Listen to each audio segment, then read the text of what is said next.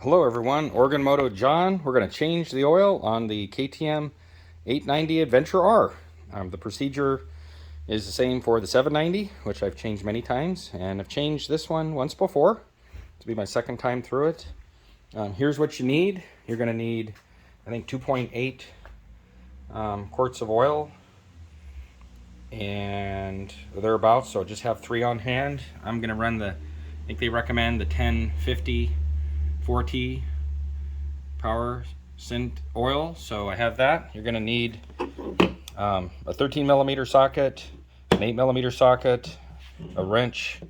I use this to just beat it up. It's just a power kind of socket, driver there, but not needed at all. And then a Torx 30. This isn't necessary. Some of them, well, it is necessary for removing this, the skid plate protector. This thing, it's gonna. For a minute, I thought maybe you could use the 8 mil because some of these are 8 millimeters. But okay, so let's do this. It's pretty straightforward. First step is we're going to remove the skid plate. Oh, I should also mention you need your oil filters. So I have those on hand. I'll go grab those.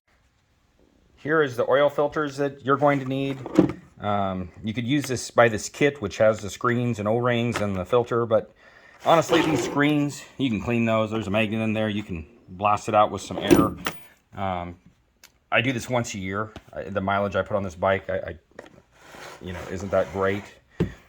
So I just do it once a year and buy the kit. I don't have to mess with cleaning the screens, but the screens, you can clean those, blow them out with air, use some brake cleaner or something on there to blast out some of the stuff around the debris attracted to these magnets in here. And then you would just need this KTM filter. That would be fine. There's a part number there. So you could just buy this paper filter, clean these, which I'm sure I'll do at some point, or you could just buy this kit, which is what I'm going to do today, just for the sake of, I guess, being easy. So let's go ahead and get started. This is on the right side of the motorcycle. You have this little coolant hose that kind of pokes through. So the first thing is I like to remove this, because otherwise you might forget, and then just wiggle it and compress it and it'll pull out. And then you're pulling this skid plate off, and then you haven't detached that, and then it just kind of hangs up. So that's the first thing I like to do, remove that. It doesn't hurt to warm up the bike, start it, let it run a little bit. I could also make an argument that when the engine is cold, that there's more oil drained into the crankcase, but most of the procedure manuals I've read, they say to warm up the oil first to help it run out of the motor, get everything circulated and moving around in there. So that's always a good idea. So you can decide, what you're going to do, if you're going to start that motor or just drain it out. And then here you can see we're going to removing this where obviously the oil filter resides. Got 2 drain plugs here with the screens in there we're removing. But first of all, we need to remove this. Have 8 millimeter there on both sides, and then we need to remove these underneath here. These 2. This one and this one. These 3 do not need to come out. And you move to the front of the motorcycle, and we'll be removing 1, 2, 3, 4. We did not need to remove these on the rubber or carbon fiber skid plates, or side tank protectors, I should say. So it looks like 1, 2, 3, 4, 5, 6. Okay, let's get started. Okay, get your 8 millimeter socket, and let's take these out.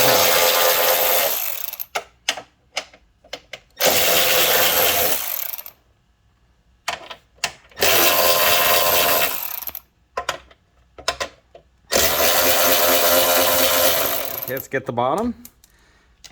And a hand ratchet works fine. I'm just using this to save a little time today. Okay, now for the 2 on the bottom.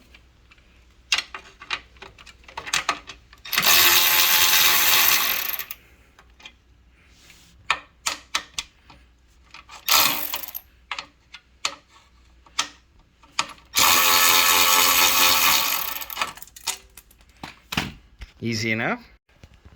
I went ahead and as I removed stuff, I put the screws in a place where I won't lose them. This is a grip mat. You probably all think I work for Grip Mat. I don't. Not sponsored by them in any way. Just a great product, silicone. Throw your screws in there, or you can use a magnetic tray. Okay, now we need to remove those 8mm from the, you can see where that is, giving you the orientation there, from the left side of the bike and the right side, and then in theory that should pull right off. Here's the other side of the bike. There's that 8mm up in there. You could use a Torx 30, but I'm using 8mm, so I'm going to remove that now. And then this whole assembly should, yep, it's going to pull right off, I can tell already, so let's go ahead and do that. Okay, once you take out that last screw, this is what you're going to see. Because you took this off, this came off, so that's perfect. And this gives you a chance to wipe out your skid plate, clear out any rocks or debris. I just take some Pledge on a towel and clean all this off, clean off your tanks. Get that all cleaned off. Got it all apart, might as well wipe some of this down just to make assembly a little better. Yeah, so there we go. Let's clean things up a little bit, and then we'll drain some of this oil out. I especially like to wipe off around where the filter is and where it's coming off and around here before I remove those bolts, so I don't contaminate anything. I have detailed the bike out recently, so it's not too bad, but still, you can get at things, you know, pay attention to these areas. Get that clean, because you're going to open that up and you don't want debris falling in there. Likewise, I'm going to wipe off quickly some of this, not making a big deal of it, but just some of it. So go ahead and let's do that now. So here's just some Pledge and a rag, and I just kind of, you could use another product, wiped this, got it fairly clean so that nothing gets contaminated. I also wiped just generally around here and cleaned it. Not perfect by any means, as you can see, but I cleaned the mounting surfaces so everything will mount up nice. Clean the inside of my skid plate. Just wiped it out. I didn't spend a lot of time, but I caught the bulk of the debris. You could take soap and water out to it, which is always a good idea, but today it wasn't that bad. I just kind of wiped everything out. Not perfect, but at least the mounting surfaces are clean, and generally things are clean. You know how it is. You ride these things, they're enduro bikes, they're going to get dirty, but we want to take care of them. So everything's wiped out. Let's go ahead, and the next step is to pull this out, get our filter out, pull these guys out, and get the oil out of there. Okay, get your drain pan in place.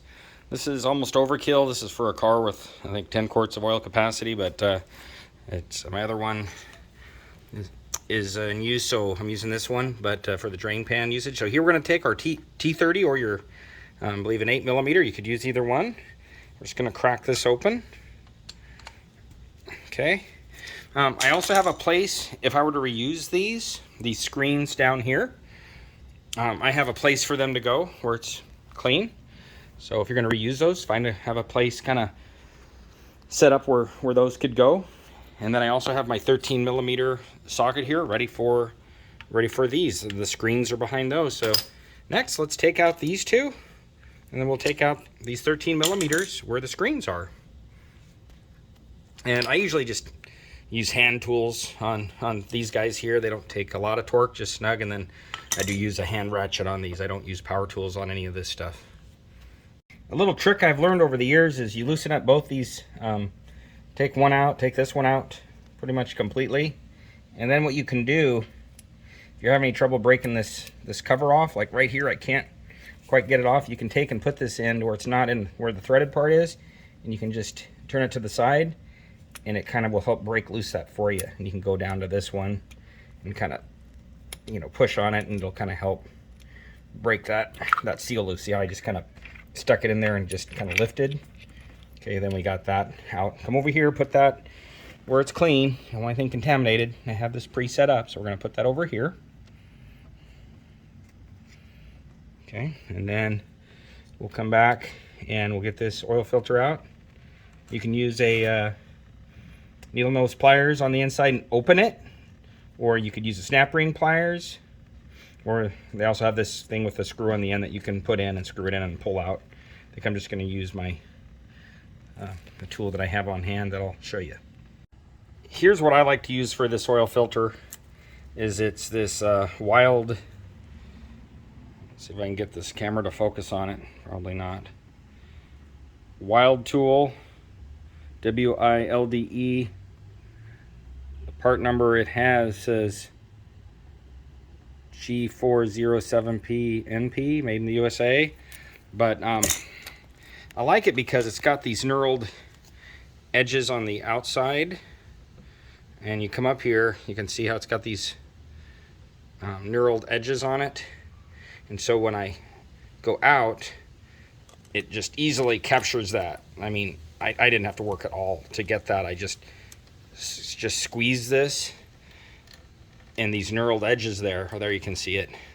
They easily capture that filter. Just a simple tool, and man, it's well built, it's strong. And I've used that a number of times for KTM filters if they've got an indent in here like this. If they don't, then I use the screw tool that you screw into it and you kind of pull out. And there's other ways of doing it. You guys chime in on how you do it. I think we can all learn from each other. So of course, pull that out. And let's get that filter out of there. While that's draining, I'll take a clean rag and wipe around here. We don't want this to get contaminated. So I want to make sure nothing from the outside is getting in. So I'll clean that and throw that rag away. Now let's break these loose and set those aside. Okay, so now we've got our 13mm socket. Just gonna get our ratchet set to where we're gonna turn to the left and down and break that loose. It's nice and snug, which is good. There's that one. And then let's get this one. Okay, there we go. Let's go ahead and remove both of these. And this one.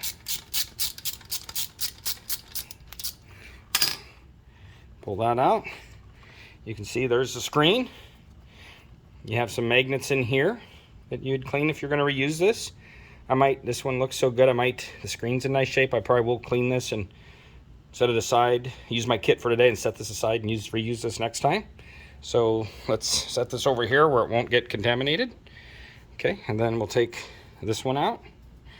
They're the same. They aren't any different. So you don't have to worry about one being different than the other. And should have used my ratchet, but anyway, then this comes out. Looks like this is gonna be the one where the bulk of the oil is coming out. And you can see this one is the same thing. It's the same as the other one. A little more debris on this one. It's been about 1,000 miles since I've changed oil. I changed it at the break-in at 300 miles. I know you could wait a little longer, but I did it 300 miles. And then I'm gonna do it again. I did it again at roughly a little over 1,200 miles. And then this should take me through the summer and a little beyond. But there you have it. Let's let this drain. Sometimes I'll do this part and then just walk away for an hour. So I think I'm going to go ahead and just let this drain for a bit. While this is draining, I'll clean off, the seating surface of in here with a rag. I'll swap this O-ring out. That comes with the filter kit that I have here. There's that O-ring right there. So I'll use this pick very carefully so I don't mar the surface. And so there's things you can do while you're waiting. You could clean these if you wanted to. I'm going to swap that seal out, clean off this mating surface around there. And actually my filter isn't draining any more oil, so I'll probably wipe that out and put my filter in. And the oil looks good. I mean, it looks clean. It's only got 1,000 miles on it. Not quite a year. Oil's cheap, so why not? I'm using, as you saw, the KTM oil. I know there's other things you could use, but I'm just using what I think is a good oil designed for this bike. I'm in the warranty period, but I don't think it's a bad oil to use at all, so that's what I'm sticking with. Just a little tip. I had this bike on its center stand. So I took it off because when you take it off, it just leans to the side a little bit. And obviously with these drains on the left side, it helped me get a little extra out. So a little tip, if you are using a center stand, if you're not, hey, just leave it on the side stand, probably better off. Get more out of that motor. So there's just a little tip. Okay, I just wiped around this one more time. The new clean rag, everything looks good. All seating surfaces are good. I've replaced my seal on this O-ring, so now I'm going to put oil around this, and we're going to get our new filter. We have our old screens here. I'm going to keep those and clean them and put them back in this kit so I can maybe use them next time, and then I'll just change the filter out. So let's put some oil on this. The filter, we're going to put some oil around this. This is going to go in. And let's go ahead and do those steps now. Looks like I'm going to reuse one of my screens anyway. So this is one of my old ones, and you can see the magnet is down in there, right there. And so that's, you clean that, blow that off with some, I used some brake cleaner, blew this out. Now I'm just letting it dry, wiped it off. Because when I was pulling one of these off, they're really, really tight with the O-ring. I crushed my new one. Yeah, I could poke around in there with a screwdriver and do all that, but I'm not doing that with a nice bike. So as I was trying to pull this off, it kind of crushed it. And anyway, these things are on there really tight because that O-ring on here really makes a tight seal. So first one pulled off fine, but the second one wasn't. And then to get it off, I had to squeeze and pull, and anyway, it just kind of buggered it up. So I am reusing one of my screens, but they're the same. Put a little oil on your O-rings here and in here. I put oil on this rubber surface here and on this O-ring here. Okay, so next, let's take this filter. It's part number there, 61338015200. That should fit a 790 and an 890. Okay, we're just going to poke that in there, and we're going to let that rubber grommet kind of seat. There it goes. Okay, yep, that's on there. And now we're going to take this, put this on, and then I like to, we put oil on there already, right? So I twist it when it goes in, that way I don't get that O-ring. I don't want that thing to pop up or do anything funny, so I like to just give it a little twist after I've put oil on there to seat it in. Okay, now that's seated in there. Oh, not quite. Okay, after getting that cleaned up after a quick swim in my oil, we're going to put these in. These are the same length, so there's really nothing to keep track of. Just put the ones in that came out. So we're going to thread these in by hand. Okay, I got those in by hand. Never want to cross thread those. Always start them by hand. Never put anything on this motor with anything but by hand. Okay, we're just going to snug these up. I'm using this little T-handle Torx 30. And I'm just going to snug that just like that. And I'm going to go back and forth. And I made sure that O-ring was seated. And I kind of worked it in so that you don't rip that O-ring. And I lubed it up real good with oil. And these are not high torque things here. I'm just going to snug them by hand, or they bottom out. They're tight, but I'm not killing it. If you strip this, you will be unhappy with yourself and wish you had never done your oil change yourself. But just snug, and that's snug. And it's got an O-ring there. It's snug there. It's got an O-ring underneath this, so you don't need to go crazy tight, but you just need to get those to where they're not going to back off when you're riding. And we'll get the oil out of there, wipe on around here, and then let's put these two in. Okay, so I did pull the caps off. Be careful so you don't mangle anything. I put oil around these O-rings. These are both the same. You don't have to worry about it. Of course, you just kind of get those in there nice and easy. Remember, we did put oil around this O-ring right here, as well as this O-ring here. So when we put this in, it'll just kind of go in there. You're just going to lightly kind of twist this and shake it, and then it snaps in. Same way with this one. Oil on that O-ring and on this O-ring right there. And then we're going to get this up in here, and we're just going to kind of, as this goes in, we're just going to lightly twist it, and it kind of goes right through where that first O-ring pops in. And now we're just going to put these in by hand so that we don't cross thread anything. And then we're going to use our 13 millimeter hand you know, 13mm socket and hand ratchet, and we're going to snug those up, bottom them out, but we're not going to go crazy and try to strip them. There's torque settings in the manual, which are never a wrong thing to use, but I find I do just fine if I just bottom things out to where they're snug and don't move anymore without using crazy ape strength or anything. So here I am running these in. Okay, I'm holding up high. Okay, there's one, and I'm going to go back and double check that. And then here's the other one. Okay, and I'm going to just get that. Okay, now we're going to go back. I'm going to get out further on the wrench, and I'm just going to, there, that one's bottomed out. And then we're going to go back to this one, and we're just going to, that one kind of stops, and then we're going to go back to this one. Doesn't move anymore. Go back to this one. Again, this isn't a lug nut. I'm not yanking on this with everything I got. When that quits moving with just medium to low force, low force, I would say, I mean, it's done. It's bottomed out. And then doesn't ever hurt to go back to these. Check them. Yep, that doesn't move anymore. That doesn't move anymore. You're done. All right, let's go ahead and put the skid plate on next and then fill this up with oil. I mean, sometimes I'll take, you know, here's some Maxima contact cleaner. I mean, there's all kinds of different ones. Electrical cleaner would work. And I'll just kind of spray this to get some of this oil residue off of there. I don't want it collecting dust. That way, if I do have a leak, I'll know about it because it'll collect dust and oil. I'll wipe that off with a rag. And now everything's sealed up. It's nice and clean. And if there is a leak, I'll know it's not just residual oil. And I'll wipe this off with a rag. Here it is, all cleaned up. I double-checked, triple-checked everything. All these are tight. Again, these are soft metal. Don't over-tighten that stuff. Everything's cleaned off. And doing a job well done always feels good. So take your time with this stuff. And I like doing my own oil changes. This is simple enough. You can do it. It'll feel good to do it. And I always like, I feel like I take extra little steps that a dealer wouldn't do, like wiping out my skid plate, wiping off some of this stuff, taking a little extra time to clean while it's apart, and yeah, I like doing it myself. But nothing wrong with having somebody else do it if that's what works best for you.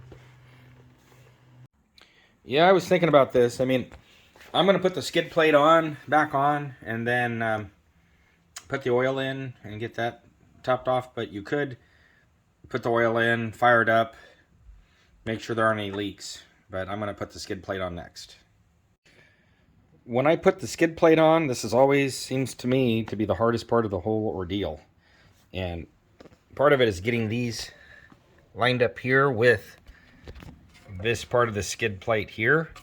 And then these back holes. So I usually put the back ones on first and then these front ones, because if I put the front ones in first, at the front of the engine, it seems like I have a very difficult time getting these on. So I will put these in first, then I'll probably try to line this up a little bit, and then I'll get some of these front ones in. So let's go ahead and give it a try. I'm going to start with these back ones, and remember, those are your short screws. These short screws will go in the back here, and the longer ones will go here. And then you have these two kind of, I guess, ones that you'd use for rubber, or this carbon fiber tank protector.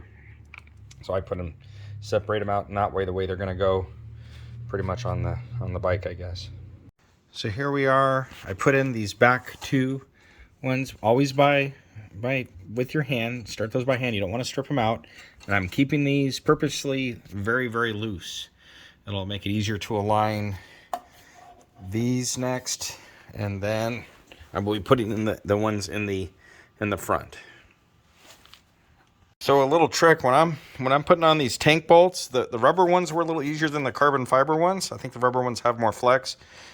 I like to get in here and shine a light up in here and get this, see those threads, and kind of line that up before I try to get it in. And usually you have to push up on this tank to get that to get close enough to where that's going to that bolt's going to be able to get into those threads. So you usually have to push up and then get that screw in there.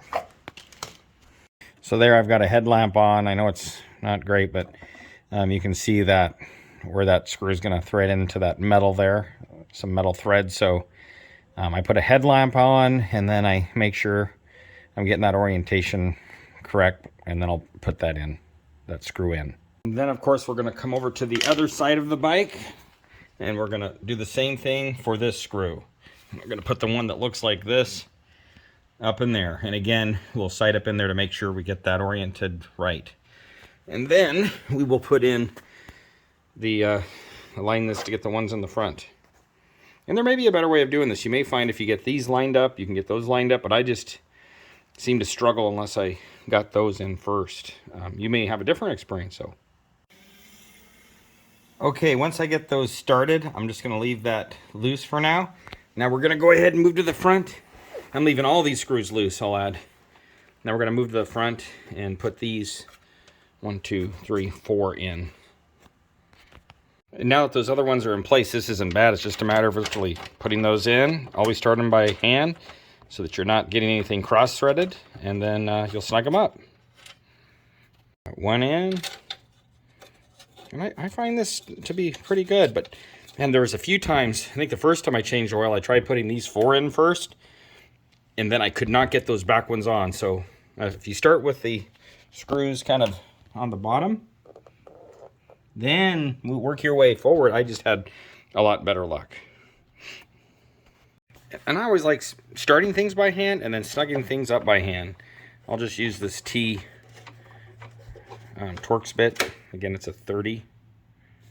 That's what we use there. So I'm going to go ahead and just run these in.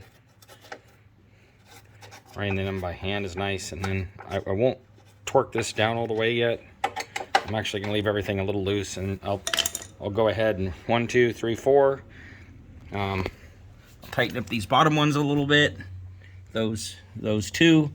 Then I'll come back and hit this one a little bit, and then I'll hit the same one on the other side. So I'm going to just work my way around to those, just lightly snugging them down, seating them in, and just snugly bottomed out, hand tight, not reefing on it.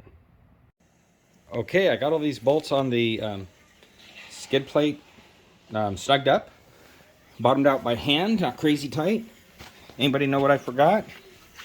I forgot this. Okay, so get your little coolant hose and get that snapped back in there. Should be pretty easy, just kind of push it down and wiggle it into place. Okay, there's the back side. There's kind of the front side, okay. That snapped back into place. Okay, now we have the bike level on the center stand, and something I liked, it's time to re-add the oil. Something I like is on the 790, this would kind of hit on the gas tank, and I don't know what they changed, if it's the orientation of the tank, or maybe it was this little plug, but I can get it out now. It doesn't hit like it did on the other one. So I'm going to wipe around here, make sure I don't have anything that's going to contaminate my oil, and we're going to add in the 2.8 liters of oil, give or take a little bit to get it in the proper orientation there. Let's go ahead and add some oil now. For adding oil, I've tried lots of filters. I really like this Flow Tool filter 10701. It's just kind of got a nice angle for most motorcycles that I own, and I just have had good luck with it fitting in where it needs to go. So that's a Flow Tools 10701, and just a multi-purpose funnel. Has a nice angle. When I'm done with that, I always put it back in a big Ziploc baggie so that it stays, contamination free, stays clean. Don't want to introduce things to your motor. So you can see it fits up in here. It gets kind of a good angle. I can still get the oil in, and it just works out perfect. It's even orange. Not a KTM filter, but might as well be. Let's go ahead and add some oil. And this is the lifeblood of your motor. You want clean oil. I always feel like, this bike only has 1,000 miles on it from last time I changed oil, but it's beginning of, we're in springtime, so I'm getting ready for summer. I want to ride. I don't want to be maintaining my bike. Here in Oregon, we don't get a lot of good weather, so when it's summer, I want to ride. I don't want to change oil. So I just kind of have a pattern where I tend to change oil in the spring, and then I'm good to go. So you know, if you change it less frequently, you could follow the factory recommendation, which has a lot longer change interval. But I feel like for the riding I do, every once or twice a year, I don't mind changing it when I get a couple thousand miles on it or so. In this case, it only has around 1,000. But newer motor, had one braking oil change at 300 miles an hour at 1,200, so I'm fine with changing a little sooner rather than later. It's not even quite 3 quarts of oil, but you know, oil's pretty cheap compared to this bike, and I feel good knowing that when I'm riding it, it has clean oil in it. I think it even runs better because of that, even if it's just all placebo. I'm sure it is, but a clean motor is good. And then last step, here's the old oil. We're going to dispose of that. When I pour it out, I'll be looking at the bottom of the, you know, of that pan to see if there's any. I always like to keep track of what's in there. I won't be sending that for oil analysis, but so it's never a bad idea to do that. But anyway, change your oil, and then I'll use my tripometer. I'll go in here and I'll leave my first tripometer I'll use for actual trips and monitoring, you know, my fuel to make sure I don't overextend myself. And then my second trip I'll reset, and I'll leave that one for my oil change. I'll also make a note in my phone, but you could use that second tripometer to keep track of your oil change interval. So just a little tip there. Sorry, I'm skipping around a little. You could put blue Loctite on these skid plate bolts. I forgot to mention that. I didn't this time. And no real reason that I didn't. I just didn't. I didn't last time, and they didn't come out or even loosen, so I didn't. But it wouldn't be a wrong thing. Just put a little blue Loctite on there. Breaks loose with hand tools, so if you do that, that's not a bad thing. Okay, I've got some oil ready to go. We're just gonna go ahead and pour some of this in. It's always a good feeling putting clean oil in your motor. So let's go ahead and add some in. We're gonna, you know, watch our sight glass down there. At some point we may need to start it, let it, you know, work its way into the filter and the lubrication system, and then add some more, but we'll see how that goes. So just adding some oil in. Looks like you know, still working its way into the motor there. So I'm going to add another quart. That was 1 quart. Let's go ahead and add another quart now. We'll add as many as we can before we, you got to obviously pull out the little thing at the end of the oil. I did that on the other one, so let's do that. And of course you want a clean funnel. I keep this funnel in a baggie. Between uses, I even wiped it out. Even doing that, you want a clean funnel, obviously, so you're not putting contaminants in your motor. Okay, I put about 2.5 quarts in, and my sight glass is completely full, so I'm going to start the motor just for a little bit, let it idle, and then just briefly, maybe 10 seconds, and then let that settle, and then probably finish off with another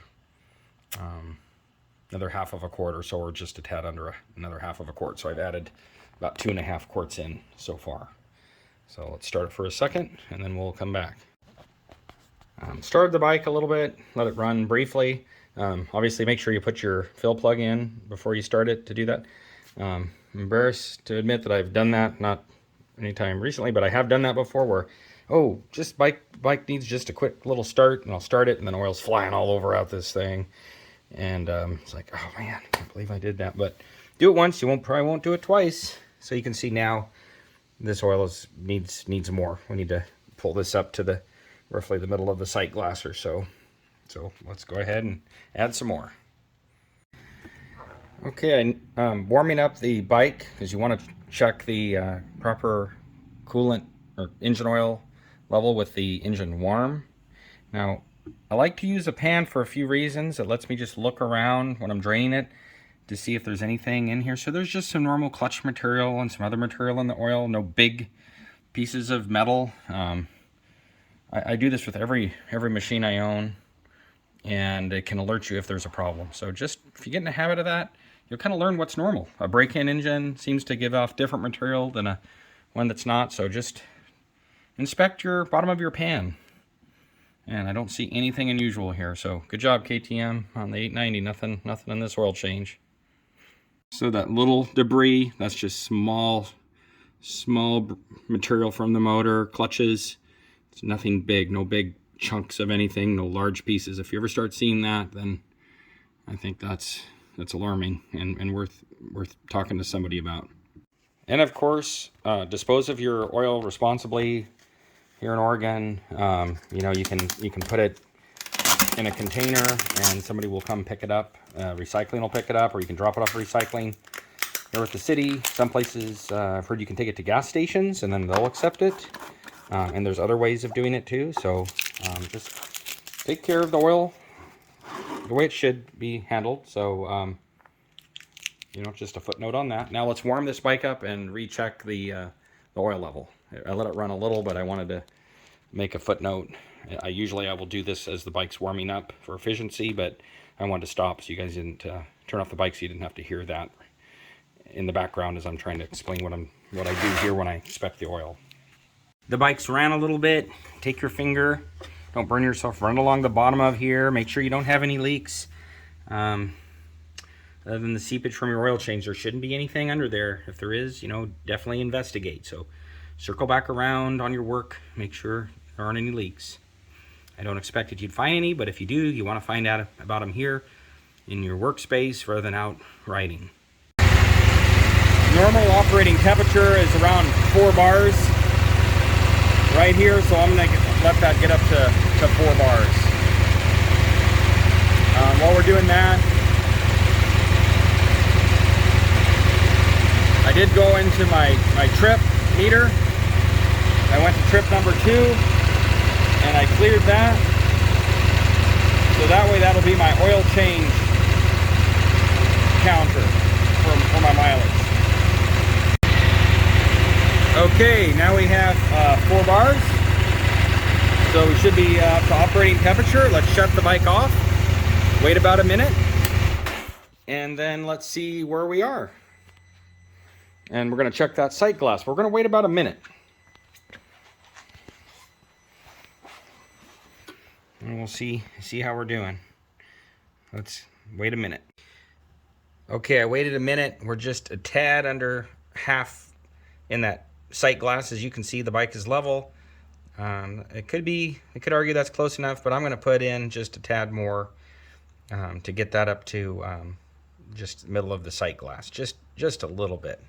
Maybe a tenth of a quart or something. Okay, I gave it just a dash of oil, so now we're at about middle, maybe just a hair over. I'm happy with that. I'm stopping. 2.8 liters appears to be the right amount of oil. But be sure you warm up the bike, because before I warmed it up, we were way down here on that sight glass, and when I warmed it up, it pulled up quite a bit. So make sure you warm this up.